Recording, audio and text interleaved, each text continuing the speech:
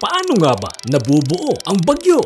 It's time, Solid Dodgers. Welcome to Archlight, kung saan asintado ang bawat kaalaman. Kamakailan ang Pilipinas ay binayo ng sunod-sunod na malalakas na bagyo. Isang kakaibang pangyayaring tinawag na Train of Typhoons. Ayon sa NASA, ito'y isang unusual activity kung saan 4 na bagyo ang tila nagpaparade papasok sa Philippine Area of Responsibility sa loob lamang ng ilang araw. Parang walang pahinga, ang mga bagyo ay tila nakapila, naghihintay ng pagkakataong humagupit sa ating mga bayan.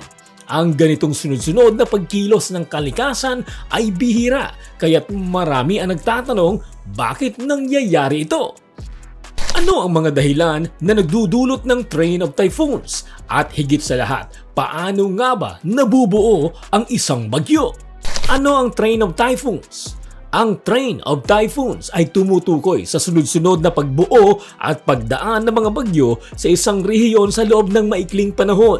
Sa Pilipinas, nangyayari ito kapag sabay-sabay na umiiral ang mga kondisyon sa atmosfera na pabor sa pagbuo ng bagyo, gaya ng mainit na tubig dagat. Ang dagat ay naglalabas ng enerhiya kapag ito'y sobrang init na nagsisilbing gasolina ng bagyo.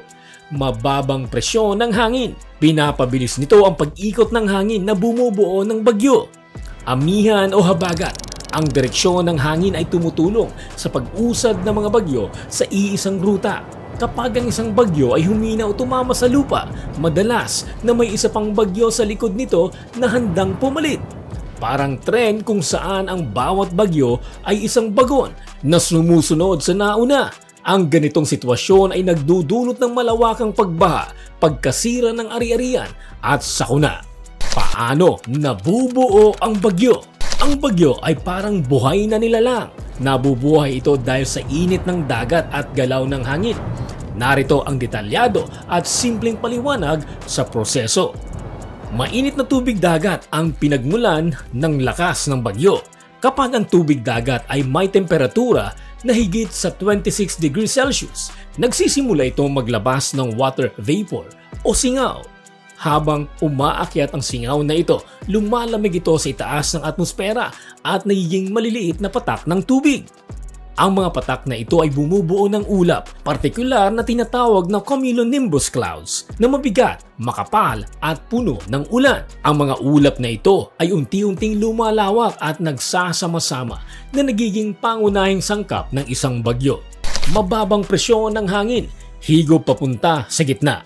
Sa gitna ng ulap, bumababa ang presyon ng hangin na parang vacuum cleaner na humihigop ng hangin mula sa paligid. Dahil dito, nagsisimulang umikot ang hangin. Ang bilis at direksyon ng ikot ay apektado ng tinatawag na Coriolis effect na resulta ng pag-ikot ng mundo. Habang umiikot ang hangin, dinadala nito ang mas maraming singaw ng tubig mula sa dagat na nagiging sanhi ng patuloy na paglaki at paglakas ng bagyo. Ang enerhiya mula sa dagat.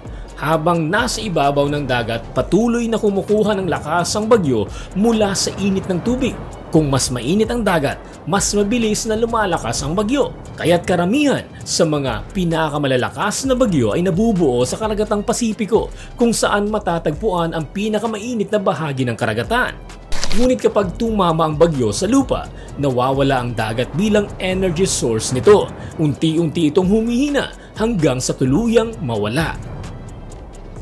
Bakit may nagiging Train of Typhoons? Nangyayari ang Train of Typhoons kapag sabay-sabay ang mga kondisyong favorable para sa pagbuo ng bagyo.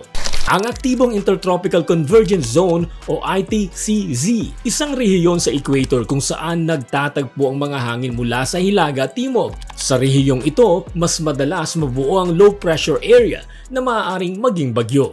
Ang monsoon throw, isang malawak na rehiyon ng low pressure na nagpapalakas sa pagbuo ng ulan at ulap. Mas mainit na tubig sa karagatan. Kapag mas mataas ang temperatura ng dagat kaysa karaniwan, mas maraming bagyo ang nabubuo. Bakit nagiging super typhoon ang bagyo? Nagiging super typhoon ang isang bagyo kapag umaabot ang bilis ng hangin nito sa 185 km per hour o higit pa. Ang mga dahilan ng ganitong paglakas ay napakainit na tubig dagat. Mas mataas ang enerhiya na kinukuha ng bagyo mula sa tubig, kaya mas malakas ito. mababang wind shear. Kapag walang sagabal sa itaas na bahagi ng atmosfera, mas mabilis na tumindi ang bagyo. Eyewall replacement cycle. Kapag humihina ang lumang eyewall ng bagyo, nagkakaroon ng bagong eyewall na mas malakas. Paano maiiwasan ang malalang epekto ng bagyo? Bagamat hindi natin kayang pigilan ang bagyo, maaari tayong maghanda upang mabawasan ang pinsala nito. Makinig sa mga babala, sumunod sa mga abiso ng pag-asa at lumikas kung kinakailangan. Panatilihing malinis ang kapaligiran. Iwasang barahan ang mga kanal upang maiwasan ang pagbaha.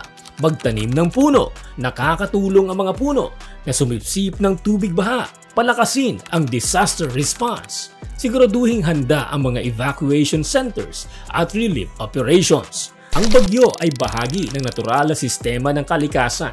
Bagaman ito ay mapaminsala, may mga positibong aspeto rin ito, gaya ng pagdadala ng tubig sa mga lugar na may kakulangan. Gayunpaman, ang mga kaganapang tulad ng train of typhoons ay nagpapaalala sa atin na ang kahandaan, disiplina at kooperasyon ay susi upang malampasan ang anumang hamon na dala ng kalikasan. Kung meron ka mang suggestion o opinion sa video na ito, mag-iwan lamang ng iyong komento sa ibaba.